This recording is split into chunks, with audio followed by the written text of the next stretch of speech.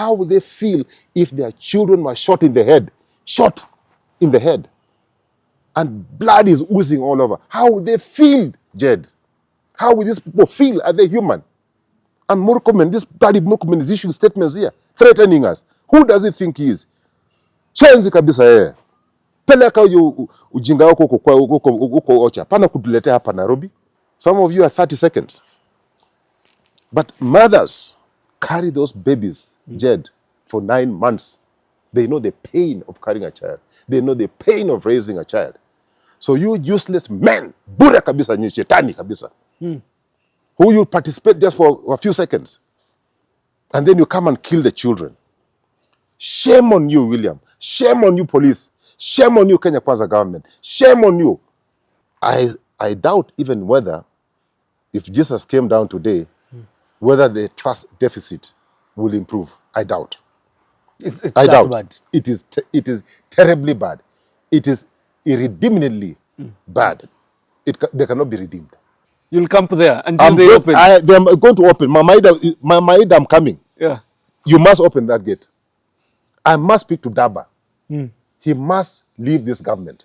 What gives him the idea that he can do as he wishes? This is not his personal house, this is not for going. I think the president needs to stop being simplistic.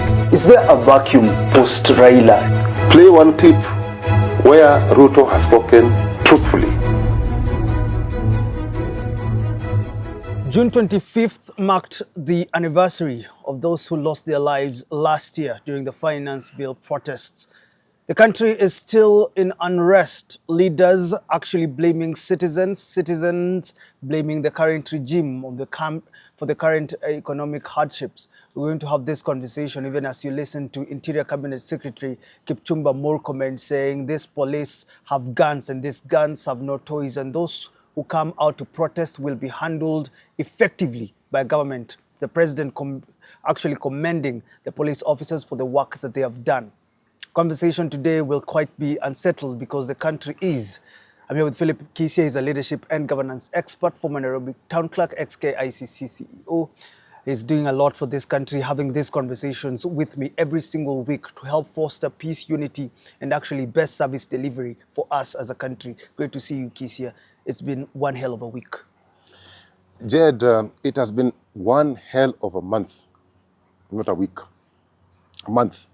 Because I told you, Jed, that we shall dedicate the month of June in remembering the children who were killed by this rogue regime through extrajudicial means, through heinous acts. Our children lost their lives, many. And even on 25th, when we were celebrating our children, not celebrating, but remembering the heroes who were fallen by rogue police officers, we lost more lives. So as we end the month, we want to remember the ones who died last year. We want to remember the ones who died this month, who were fighting for nothing but for justice, transparency, and accountability. It's a year, Lord, from the time this rogue regime led by William Ruto oversaw the killings of our little children. This shameless regime has continued muting violence, killing our children unarmed, yet they feel nothing, they see nothing. In fact, Lord, they celebrate for the deaths of our children. Lord, you're the only one who has powers to give. You are the only one who has powers to take away. But this rogue regime led by William Ruto has decided that lives of our little children mean nothing to them, that they'll be shot like monkeys in the forest. What crime have they committed? Carrying a handkerchief, carrying a mask, singing the national anthem, carrying a national flag, our flag, crying for justice, accountability, and transparency. Dear Lord, we shall remember these children forever and ever. Lord, hear us. Lord, hear us. You are the giver, taker. And since this rogue regime has taken up that duty, we also ask you, Lord, to take them away from this society. They don't deserve to live. People who kill other people, people who remove lives, people who kill children have no business breathing even for 1 minute. The Bible has taught us that you kill by the sword, you shall die by the sword.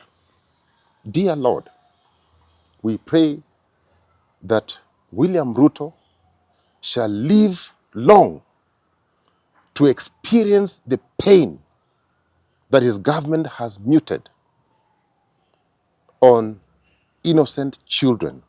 Mothers are in pain. William is a parent. I pray that one day he too will experience this pain that our mothers have gone through. Innocent children. William, shame on you. William, shame on you. You have no shame at all. Shame on you, William. Amen. Amen. That's your prayer. It is my prayer. What have you been reflecting on this week? Jed, there is a lot to talk about, but because of time constraint, we shall probably just look at the two reflections I've had this week. The first one is actually very interesting. The same William Samoei Chirchir Arap Ruto issuing a statement when a serious person was providing leadership in this country called Mwai Kibaki. Look for that video and play it. It's a short one.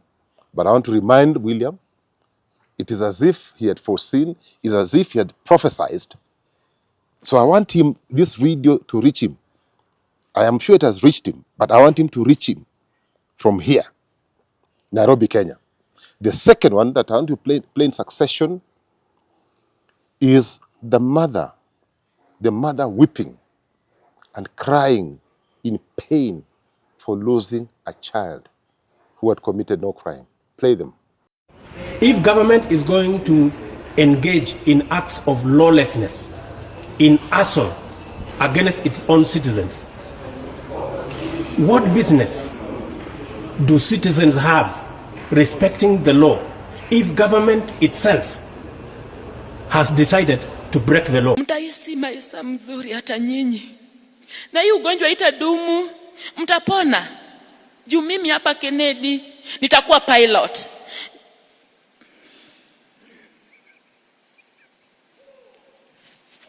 Aliniambia mama, hata kama uko na wagonjwa, nitakujengea nyumba. Utaishi kwa nyumba yako. Mimi sitajenga kwangu kabla nikujenge. Usinione mimi sina umri. Mimi ni bright. Nitakujengea na hiyo kichoro yangu. Lakini So sad what we're looking at. A mother crying, the president saying, what business do Kenyans have in following the law if the government doesn't follow it? He has answered himself. So I don't know what business this boy called Murukomen and William are issuing threats to Kenyans. What business do Kenyans have to respect this government, to follow the Constitution, to abide by the Constitution, to respect the government, if the government cannot respect its citizens, if the government cannot respect itself? I'm asking you, William Ruto, what business do we have to respect you as our president? What business? Do you think that your statement only applied during Mwai Kibaki's time? It doesn't apply to you. Shame on you. It applies to you. You talked very well. You said, if the government is encouraging lawlessness, arson on his own citizens, that's the same. You have done worse. You have done worse. Actually, what we are seeing right now is genocide. It is worse. It has never happened in this country, where little children are murdered, killed for doing nothing. So, William, look for that video and play it several times, and I'm hoping that statement you issued some time back will change you, will make you have a human heart. Because I don't think you have a human heart. If you can oversee the deaths of our innocent children, you are not a human being. You are not. Jed, how do you feel? I would die if I were the one in his position. But he can afford a smile. Is he human? Look at that mother, Jed. Pain, look at the pain, the mother. Yeah. You know, you, William, myself, and all of men, some of you are 30 seconds. But mothers carry those babies, Jed, for 9 months. They know the pain of carrying a child. They know the pain of raising a child. So you useless men, bure kabisa ni shetani kabisa, who you participate just for a few seconds, and then you come and kill the children. Shame on you, William. Shame on you, police. Shame on you, Kenya Kwanza government. Shame on you. May God revenge on behalf of those children who have died. And I'm sure God, Waswahili wanasema Mungu sio asmani. Mungu sio asmani.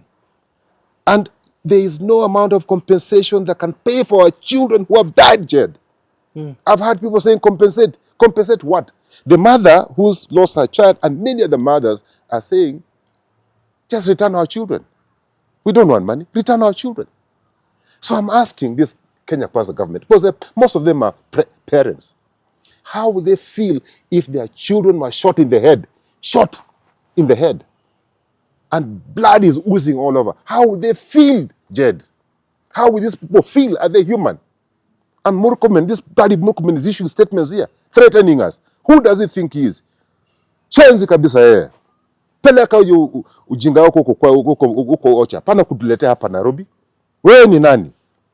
He's saying there's Wewe ni nani? Saying coup, saying What these coup? police officers. You see, guns. Jed. We fund this government through our taxes. They have NIS, intelligence. Unless they're saying that intelligence is no more intelligent.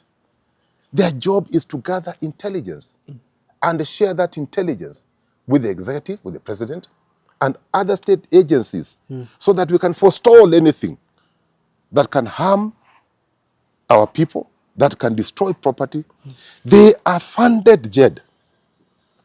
So when the president, when Murkomen, this Murkomen boy, is saying that, you know, that in fact he is insinuating that the people who came, the goons, came from Fika, he has mentioned Nyeri, Moranga. Shame on you. These things is across the country. People are tired of this government. Which narrative do you think How they're can trying you say, to sell? and Jed, how can this guy say, how can even say without shame that they knew people who had wanted to overthrow a government? This government also overthrew itself. It also overthrew itself. You know, when a horse is about to die, it kicks. This government is just kicking itself. It's about to die. So anybody who, even a shadow, is blamed for their own faults, Now they're for their own blaming mistakes. Gachagua. Where was what office does Gachagua hold? What office does Mr. Gachagua hold? He is the vice and the deputy president, okay, without powers. There's another one who was appointed, who is sitting in the office. So these people we are funding them. But because of the incompetences, they want to pass blame to other people. We will not allow you to pass blame to other people, Jed. But I think, what lessons are we learning from all this? There must be lessons we've learned, Jed. That when you are going to cast your vote very carefully, because there are consequences for voting in the wrong people. Cast your vote to the people who respect the Constitution. Cast your vote for somebody who is competent. Cast your vote for somebody who can do the job. Cast your vote, Jed. Not because somebody has given you 500 shillings. Not because somebody is coming from your tribe. Give the job to somebody who has been proved and tested. Most of these guys in this Kenya Kwisha government have no experience in running anything, not even a kiosk. The experience they have, most of them, is just stealing public funds. What else? And of course, Jed, I hope Kenyans have learned a lesson, because Uhuru warned us and said, hapa munaenda, you shall cry. You will remember me. My friend Cyrus Shahalaka, Khwajirongo, also warned us. He warned us and he said, within 1 year, you'll be crying. Cyrus told us, you'll be crying within 1 year. And for sure, it has come to pass. So let us not vote pathological liars, people whose only CV they have is lying, stealing, and messing up whatever they come with, they find, looting public resources, and destroying. They come to destroy.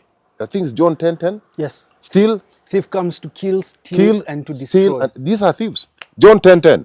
Don't ask me many questions, but I just am hoping that Kenyans have learned. We cannot afford, Jed, to vote in bad leaders. Jed, we cannot afford to vote in conmen. We cannot afford to vote in people who are not trustworthy and pathological liars. The cost is very high. Don't mortgage your lives. 2027 is around the corner. Vote in the right leaders. Your highlights before we contextualize everything and we get into a main conversation. Could this be the end of Ruto's government? Your highlights. Two quick ones. Again, you want to contrast. ACP Ngujiri, brilliant man, a Kenyan, a police officer. Yes. Then we have this one. These are the rogue police officers beating an unarmed fellow, beating a Kenyan who is paying taxes for committing no crime. Just play for contrast.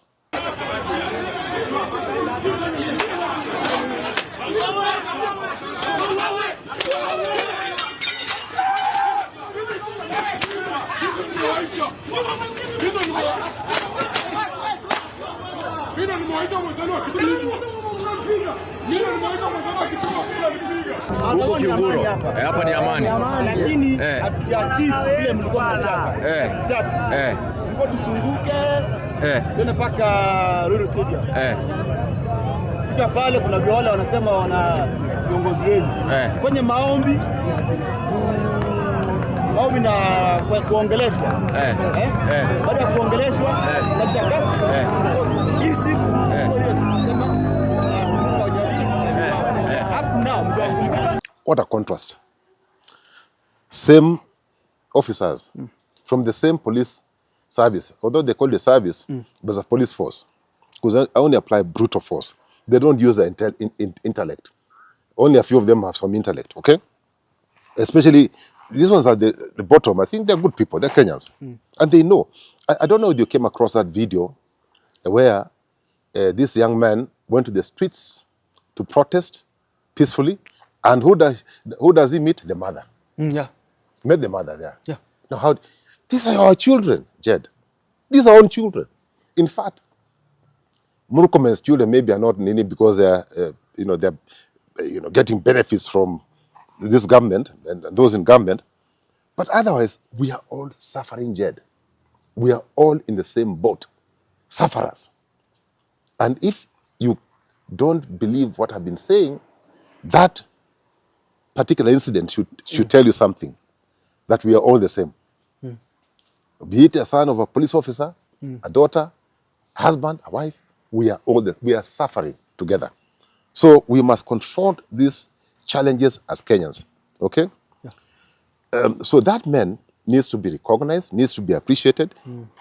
You can see how professional he acted. Yes. Disarming Kenyans. Even guiding them. Yeah, he said, no, you want to protest? We haven't We walk finished along. yet. He said, no, listen, do you want us to protest? Yes. Which route? Yeah. In fact, I'm the first protester. Which route? Saying, we haven't finished, We have let's not finished, go. let's continue. That is how you disarm a human being. Don't use violence. So if there's anything we can learn from, or if the top brass at the police force can learn, they should learn from this officer. I think this man deserves recognition. In fact, not local. Wachana na hii bura hii Ruto anapeana hii, they even give to known entities. They become useless. Useless kabisa, useless. This man deserves an international recognition. And we are going to fight for such people to be recognized and appreciated. Okay? Then you're on the other side, same training. They are consuming taxes. They are beating. It is like, this is a very stupid man. It is like giving poison to the cow that gives you milk. It will die. Where would you get the milk from? These guys are beating a taxpayer for doing nothing and celebrating. What type of stupidity is that one, Jed? But what lessons can we draw from that, from those two videos? That it is possible to run an institution, to run a country by just following the law. It is very, very possible. Okay? This man has proved that it can be done. Yes. The other thing that also we, as a lesson, Jed, that we cannot afford to condemn the entire police force. I'm avoiding using the word service because they're not giving a service. They are applying brutal force. That's another lesson. That let's not condemn police in totality. There are some very good not cops. Yes. Very good ones. Yes. And I meet them, I deal with them. Brilliant guys. The other day I met one. Two of them, they were walking. Here on James Gichuru. Walking, and they stopped me. And I said, okay, Officer Kochidagani, do you know what they told me? We are going to United Nations. And they had walked for 3 kilometers with the bundukis. So I said, okay, me, I'm going this other side. I said, Mzee, even if you drop from here to there is about a kilometer. It's about from where I was to where. And I said, officers, munafanya kazi nzuri. I went to my pocket and I gave them, said, please, these are our people. Okay? The other thing that, Jed, that we can learn from this video, yes, is about just disarming people and actually applying community policing strategies that I tried to instill in the police force from the year 2000 for about 3 years. And I think there were some reforms can bring the desired changes that we need. But most important, yes, there must be a punishment system. Those police officers who are caught muting, violence, killing our people, they must be prosecuted. They need to be prosecuted. Okay? So that others can learn. Yeah. But those who are doing well, Jed, we need to do what? To reward them, yes, and appreciate them as Kenyans, as a government. Finally, Jed, we must start documenting these things. Oh. Because, Jed, I can tell you, take it from me, the likes of Morocco men who may not escape ICC. They will not escape. My friend William may be a guest round 2. Let them be careful. Let's get into a main conversation. As I said earlier, the country faces a lot of unrest following the June 25th protests that we saw in the country. Communication Authority tried to ban live pictures from being received by Kenyans going to Limuru and shutting off Signet and ADN. Then we saw the Interior Cabinet Secretary coming out and saying that this was an attempted coup, telling his officers that what they have are not just decorations, they should use these guns to kill protesters, actually telling them that he'll be the one to defend them. The order, he says, comes from above. Could this be the end of Ruto's reign before even 2027? That is my conversation with Kisia. Can the government still regain public trust? We'll be talking about that. And more importantly, what future lies ahead for a nation that is demanding reform, demanding dignity, and actually genuine leadership. Before I even ask you whether this is the end for Ruto, kindly contextualize what we are seeing in this country. You know, Jed, we are living in very interesting times where a CS can issue such a statement and he has not been arrested up to now. I think the Constitution, I know the Constitution allows for citizens' arrest. Mr. Murkomen should be arrested. And DPP must do his work. Arraign this man in court. The Constitution allows Kenyans to arrest somebody, even you. They can arrest you. So Murkomen is not above the law. He cannot issue illegal orders. He cannot direct. His job is to issue policy and guidance. So the policy has issued is shoot Kenyans. Shoot them. A Kenyan coming, where does he get where is he drawing those powers from, Jed? Ordinary Kenyans are still suffering from heavy taxation, from no jobs. We continue losing lives. Okay? Jed. And the only action this government can do is to try and switch off the TV stations and radio stations. You know, you asked me whether the president is going to last. You asked me whether the president is going to last. Yes. Eh? Yes. You also asked me whether, two questions. Can the president last? Can be trusted? Yes. Can you trust the president? Can you trust his government? Let's start with you. The answer is no. Nobody's trusting. Nobody. The trust deficit, Jed, is extremely high. I doubt even whether, if Jesus came down today, whether the trust deficit will improve. I doubt. I doubt. Bad. It is terribly bad. It is irredeemably bad. They cannot be redeemed. You know, when you see the president and his ministers displaying so much anger on the people that they're supposed to lead, they're so angry. They're so angry. Yes. You just wonder. I don't know if you saw this picture of the president. I think he was at condolences to Gideon Mungaro for losing his father. I have never seen a president, and Africa is backward. Yes. I've never seen a president receiving a phone call and remaining in a very pensive mood. You ask me whether those are signs. Those are signs that the pressure is too high. Have you seen show me one picture where you've seen a president, a head of state. He's in a function. You're supposed to relax. Those phones are supposed to be, you have your handlers. Yes. Your handlers. Those handlers he moves around with. Those chaps that William moves around. Those are the phones that should be handling. But when you see him receiving a phone call in a public forum, in this matter, in a funeral service, where people are supposed to be listening to the preacher and what have you, following the program, and you are busy on the phone, there's something terribly wrong. Something, Jed, is terribly wrong. But as Martin Luther King Jr. said, what did he say? That violence begets violence. That if you go with the approach of a tooth for a tooth, all of you will end up being toothless. Yes. Kweli marongo. Kweli. That is the direction we're heading, Jed. We're heading to a direction where we'll all be toothless. Because tutapigana, they think that we are going to fight. We'll box each other until all of us become toothless.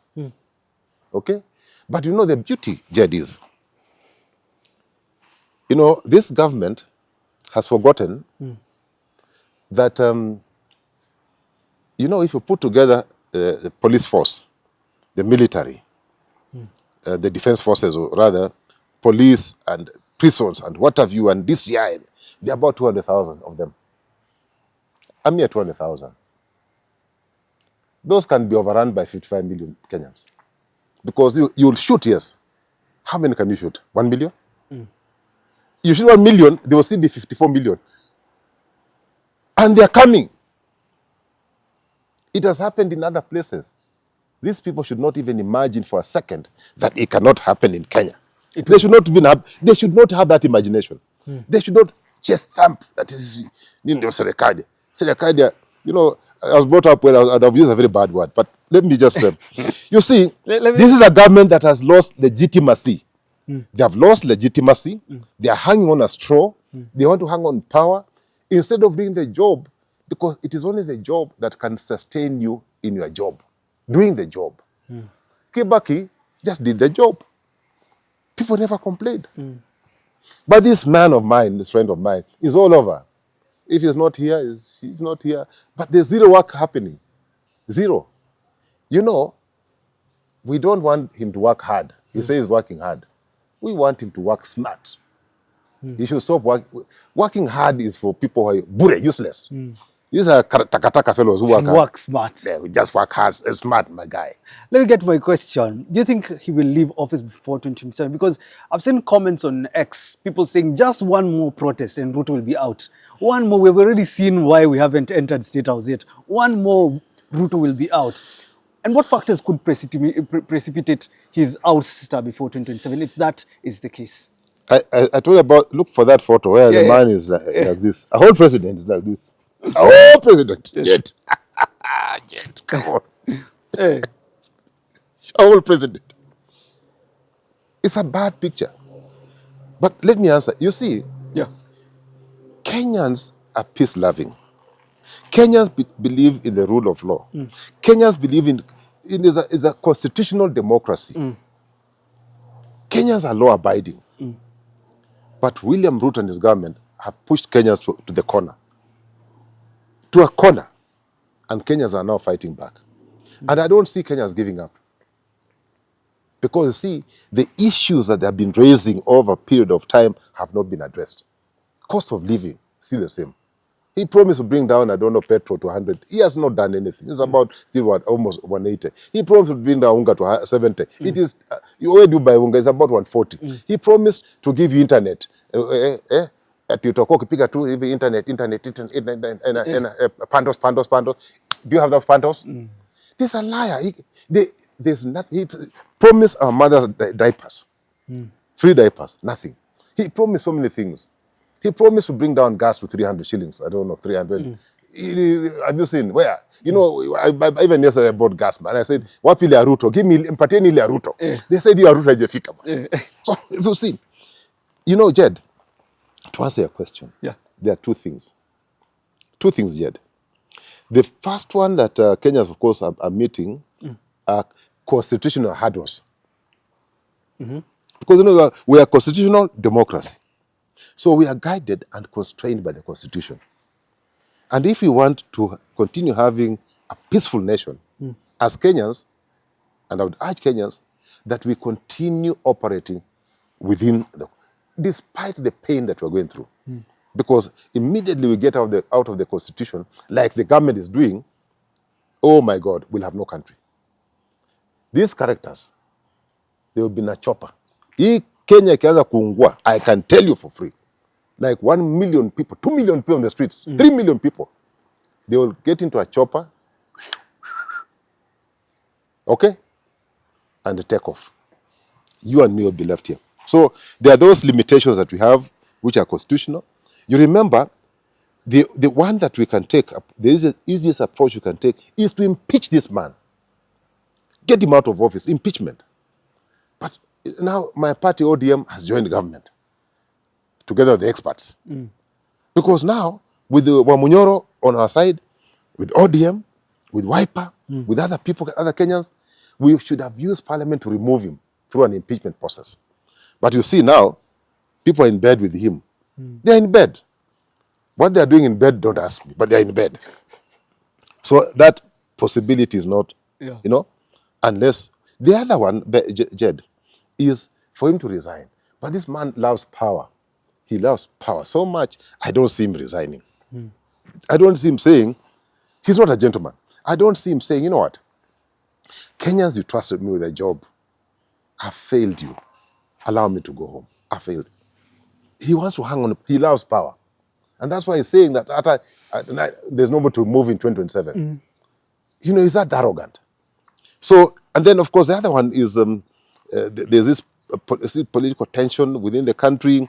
And again, you know, coupled with the fact that the institutions which should be working. Yeah? Because, you know, Ruto is protected by the Constitution, but not to the extent that he commits criminal acts, like allowing, he's a commander-in-chief. If he oversees heinous acts, like rape took place on 25th. Even yesterday I'm saying there's rape, killings. He's the one in charge. He cannot run away from that one. Then he has ministers giving shoot to kill orders. He cannot run away from that one. Can he run away? He cannot run away. So the institutions which should be calling him out Yes. are weak, are castrated. Parliament is castrated. There is no parliament. The 13th parliament is the worst parliament that Kenyans have ever had. Then you have institutions like this year, they cannot, because they are employed by him, they're given jobs by him. All these characters are given jobs by him. Then EACC is dead. IPO is dead. They are all dead. In fact, the only one that probably is still giving us a semblance of hope is the judiciary. The second thing, Jed, the second, you know, you asked me whether Ruto term can end before 27. Yes. It's possible. Even with all these challenges. that It's have put possible. across. It is possible. As you said, with sustained heat Yes. from Kenyans and civil society, how long can he hold on to power? With sustained heat from Kenyans, civil society. I said earlier, Sirini numbers. On the other side, he has 200 men, and not all of them will be loyal to him. Because that mother could have shot stray bullet, would have gone to the son. Stray bullet. Touch wood that the boy is safe. Touch wood, the boy met the mother in the streets. But can you imagine if you are an officer and you are told you've lost your loved one, dead? How do you feel? You are a human being. Yes. Okay? So still in a number. The other one that we can now do, civil disobedience. Do you know there are things we can do? You see when these police and any ministers on the road, simamisha hao kuambia kwenda huko, stupid man, stupid woman. Unaenda wapi? Kaa kwa traffic jam. Civil disobedience. Kaa kama sisi. Kula jua kama sisi. You are lucky you have air condition in your car, but you're going to be in the traffic. That is, you have not broken any law. In fact, the only 4 ministers who are protected by the, who have that privilege, they can break the traffic rule. The others were kwa traffic kama sisi. If they don't stop respecting them. If they come to the bank, I know most of them don't come, they send people. But anywhere you meet them, mtaonesha madharau. Anywhere. If they come to a funeral, walk out. If they come to a wedding, walk out. So civil disobedience is one thing that we can do. The other thing is starve this government of taxes. How can people do that? There's VAT. Lower consumption. Buy what is necessary. Stop buying what you don't need. Just buy what you need. Government will feel the heat. They'll feel the heat. Don't buy what you don't need. If you can do, if as a family you can do with one pack, you're buying 3 packets of milk and you can reduce it to 1 without dying, do it. If you can stop eating bread, do it. The economy will collapse. Stop them from taxes. Nyima hao watu ushuru. Na mkinyima hao, watafanya nini? Watakosa pesa for running the government. The other one, Jed, that we can do, and I'm looking for Baba. Baba has been my friend for many years. Baba now. I'm looking for Baba. Come on. We must force Baba to leave this government. We must force him. Because, Baba is the one just holding. If we are able to pull Baba away and send him to retirement, we want to send Baba to retirement. Not to Gen Z's, to retirement. Retirement. He has done his bit. We love him. We'll continue loving him. But we don't want his stellar career to be completely destroyed by this man. We want to pull him out of this useless government. The man will be completely exposed. He has nothing. Sinyimwa mmetoroka. Murima. Yes. Now, it is only now Raila holding him. Yeah. If we get Raila out, and I must look for Baba, I'm telling you. From tomorrow, I am going to look, I'll drive to his house, whether he likes it or not. In fact, I'm going to speak to Mama Ida. I am telling you, Jerry, I'll do that for this country. You'll camp there until they open. They're going to open. Mama Ida, I'm coming. Yeah. You must open that gate. I must speak to Daba. He must leave this government. He has no business supporting this government. Baba is a people's person. Why is in this wrong government? Jed. Have seen a letter circulating from the Communication Authority ordering all media houses to cease live broadcasting of the ongoing Mandamano. Of course, while KTN has not yet received its copy of this order, editors from other media houses have confirmed that indeed this is the position. Further information from elsewhere indicate that the Communications Authority has ordered signal carriers to also deflate from any media houses from doing live broadcast. We are consulting our lawyers to establish the legality of this order, which aims to plunge courage into a news blackout. Meanwhile, Communication Authority issues an order for NTV, KTN, K24 to be pulled off air. First of all, what do you think they hoped to achieve with this move? And how would you comment on how the judiciary acted? And what can be done to ensure that this doesn't happen again? Because these are media houses. Of course, we're watching them on YouTube. But if they're pulled off TV, how can we ensure this doesn't happen again? If you ever doubted that this is a government run by incompetent people, you've now seen it for yourself. You are guys in the media. You know, trying to suppress media coverage is the most ridiculous and stupid thing. Yes, you'll achieve shutting out the mainstream media. But nowadays with the phones, gadgets, we are still getting this information on real-time basis. Yeah. So they did not achieve much. But this man at Communication Authority cited Article 30, I think it was 33, subsection 2, and 34, subsection 1. But the man forgot to read, together with those ones, 33 and 34, he forgot to read 35. 35 gives you guaranteed what? Access to information is guaranteed in the Constitution. So how can you read the act separately? How can you just cite one and leave the other? So the man is not very clever. I thought he's a clever man, but this young man, they've got into power, and power is getting in their heads. Or they are rather, because, they're just small little boys, they can't tell William that this is not correct. Okay? Yeah. Because if I was sitting in that role, I said, Mr. President, it's the wrong thing, and I'm not doing it. Fire me. But the boys, these are boys. Yeah. They are not solid fellows. But again, Komcheshi, my friend Komcheshi Makoha, Yes. raised a very fundamental issue. He said there's nothing like live streaming. I don't know. I didn't know that one. I keep on telling you, lawyers are brilliant. Man. I tell you, man, lawyers should rule this country. Lawyers are brilliant. Komcheshi said, listen, between the signal reception and the time you're transmitting, there's a 1 minute delay. So it's not live. Yes. That's what Komcheshi said. So in fact, lawyers, I'm sure, should have consulted, and I'm sure maybe they did, people like Komcheshi, who says, no, it's not like live transmission. So long as you have a delay even for 1 minute, it's not live. You are receiving the news a minute later. Yes. It's not live. That was according to Komcheshi. You are a lawyer. We are clever fellows. We are brilliant. Yes. We've never had the opportunity of, using our brilliancy to prosper this country. But one day, soon, lawyers are going to take charge. And I'm not saying because I'm one. Yeah. We're just brilliant. We're just brilliant. So you see, those orders were illegal orders. Shutting down the media houses, just to suppress. I think their aim, they aimed to, control the narrative. Yeah, and limit people to real-time information. Yes. So you're controlling the narrative and laying the relay of information to people so that people cannot act in a certain way. That was what they were aiming to achieve. Unfortunately, with gadgets like the one you have, Yes. you do it and millions of Kenyans are watching. You are an influencer. Yes. And you Gen Zs are influencers. Actually, we don't even need TVs. They are useless now. We don't need them. Yeah. Those TVs don't need them. We just need Gen Z. The things they're able to do, they are ahead of time.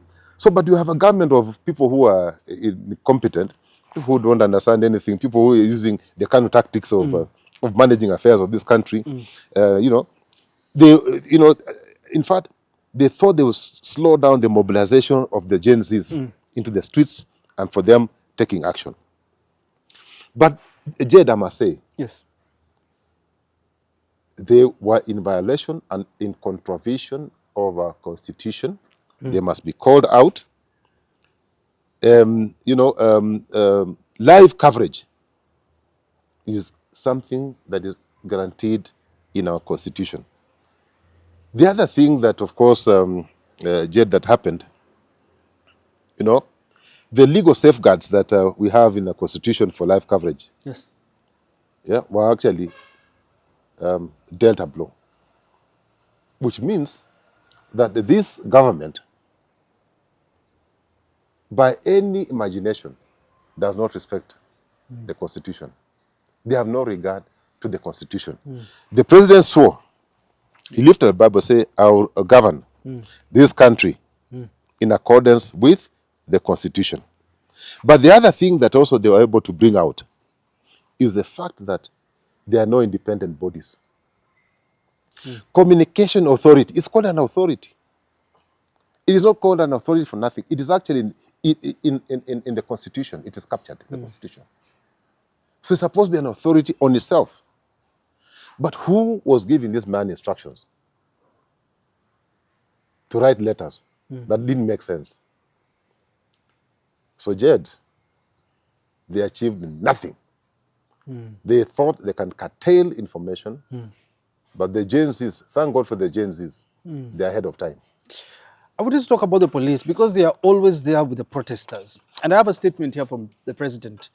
Not really a statement, but here's his message saying he's very proud of what they've done to secure our nation, protect property, and allow our families to sleep in peace.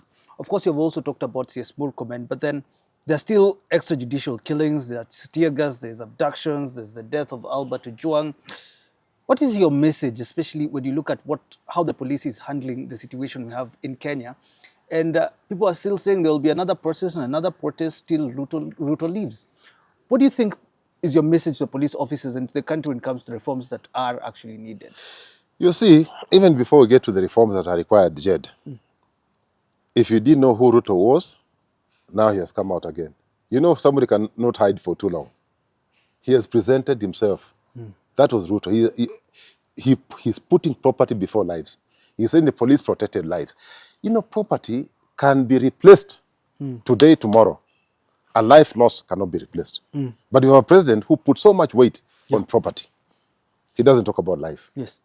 He hardly talks about life. He said families are sleeping in peace. Sleeping in peace and sleeping without food, is that peace? Without jobs, is that peace? What peace is he talking about? Do you know what peace is? That your mind is at peace. Your mind cannot be at peace when you don't have a job. Your mind cannot be at peace when you're angry or angry, hungry. You cannot be at peace. Your mind cannot be at peace when your children have been killed. We are not at peace, Mr. President. We are not at peace. Then, of course, he has now proved that he's a dictator that we know. He's a dictator. Where does the Constitution give the police or the president power to kill our people? Can he tell us? You know, he's a red man. Anthropology, whatever it is, not anthropology, something. He can tell us that here, cite this one. Botanist. Yeah, botanist. He can tell us.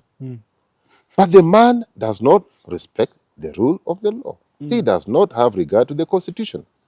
But the question was, you know, going forward, what can we do? Yes.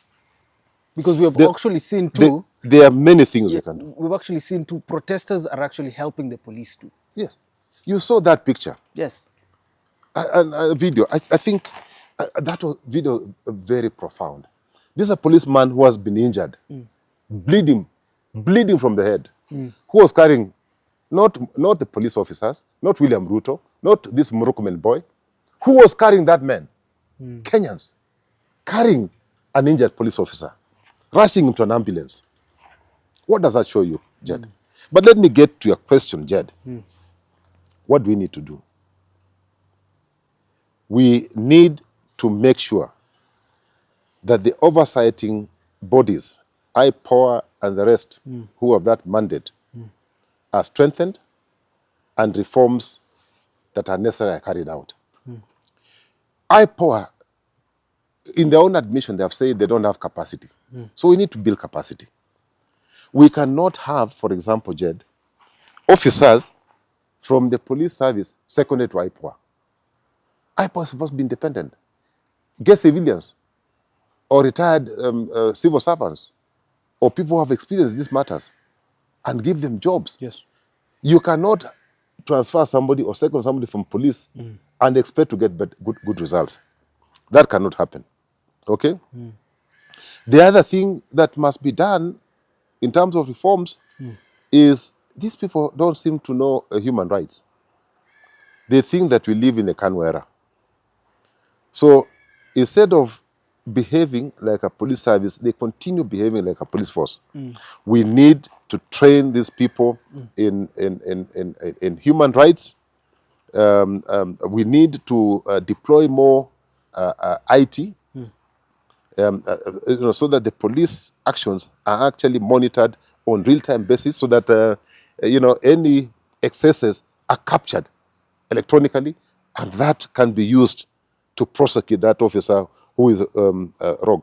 We need to improve on accountability mechanisms. You find since 2024, in fact 2023, how many police officers have been arraigned in court, prosecuted, and jailed? How many? How many Kenyans are dying? For how long shall we allow Kenyans to continue dying? Okay? There are basic things, like in Europe. When you go to Europe, Jed, visit Europe, or even America, where Murkomen claims to have gone. I don't know, he went to US. I don't know which part of US he traveled. I've been to the US many times, even before the boy was born. And you can see civility. But even before you talk about US, let him go to Rwanda and see how police officers treat citizens with respect, with humility. So these people need to be, trained in basic things like crowd control and how do you disarm somebody, basic things. But instead of training, we have a CS who his policy is shoot to kill. That is the policy, shoot to kill. Yes. Where is he getting his powers from? And he's wants to look so important standing there in that sort of his, And the other day we know where these people are living, couldn't even afford anything. We know. We have everything. But now, you see, even, Jed, when you talk about reforms, why use even live bullets on children? Is it necessary? When you can use rubber bullets and bring them down. Yeah. So, Jed, those are the things I think can be done as quick wins so that we can reform the institutions which are supposed to, to protect Kenyans and empower the institutions which are supposed to do what? To oversight the police.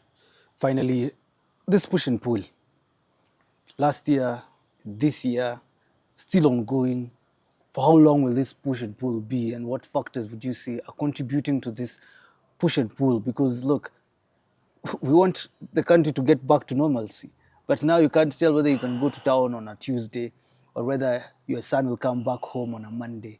For how long will this go on? Jed, you're asking me a question, you should be answering me. You're Gen Z.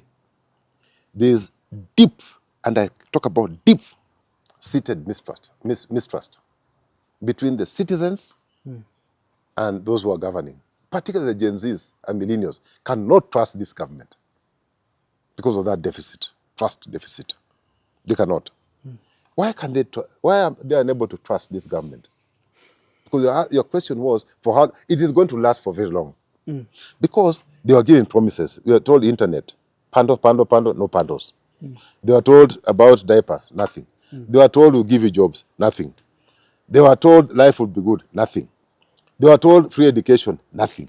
Instead of free education, has been completely destroyed. They can't even go to university. They can't get jobs, decent jobs. So then to add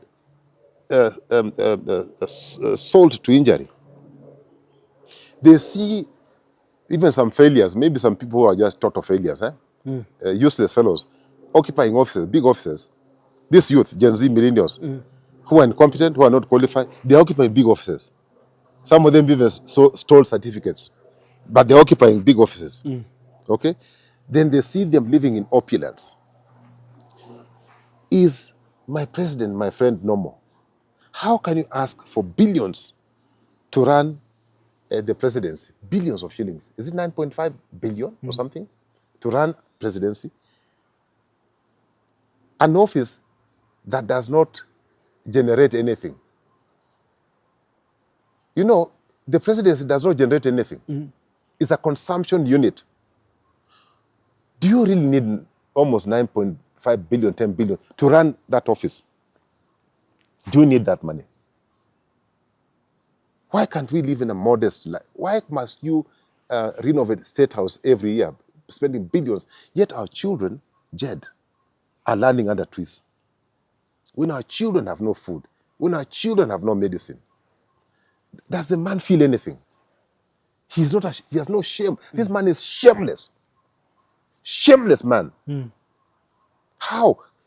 If you're a father, can you be eating yamachoma in places out there and you leave your children to eat sokradash? You know sokradash? No. Maragwe. Oh. Can you do that? Only a mad father can do that. Only a mad father. A father who's mad will go and eat chicken and the kids are feeding on sokradash. A mad father, Jed. There will be no change, Jed, until this Kenya changes the way they're governing. Corruption. Corruption is never ending. You are stealing their resources and you want them to stay home. They are not staying home, they are coming out. And they have already said it, Jed, that they are going to come out until they see change, genuine change. So nothing is about to change. Is the country collapsing then? Of course. Total collapse. Revolution is here. On the way. Thanks for tuning into that conversation with Philip Kisia, saying that reforms need to happen now. Just as always, before we head over to the weekend, we always want to receive the final word from the leadership and governance expert. Play 2 quick videos. This youth, who have actually are saying they have nothing to lose, and they're on the streets in hundreds of thousands. And then the last one, people power. The numbers. Play those 2 videos.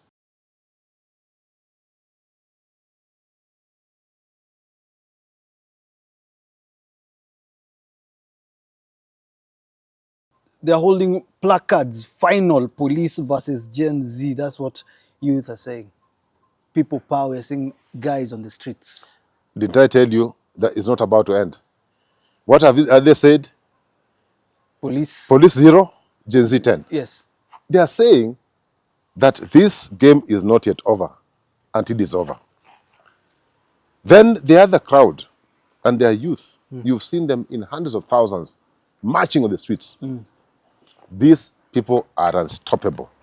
The only way you can stop this is by fulfilling your promises, what you promised, is by delivering your promises. Otherwise, we are facing a generation that is determined to deliver and to ensure that this country changes and changes for the good. Finally, this week we launched the People's Restorative Justice Commission led by J.B. Muturi. I encourage all Kenyans who have evidence on police brutality, on corruption, on government excesses, to hand in their petitions, because we shall not even wait for DPP. We are going to institute private prosecution locally and internationally. ICC is coming. Thanks for tuning into that conversation. I hope you're safe wherever you are. We hope reforms will happen sooner rather than later, because this is our country. Goodbye for now. Have yourself a lovely rest of your day. Have a great weekend. What gives him the idea that he can do as he wishes? This is not his personal house, this is not for going. I think the president needs to stop being simplistic. Is there a vacuum post Raila? Play one clip where Ruto has spoken truthfully.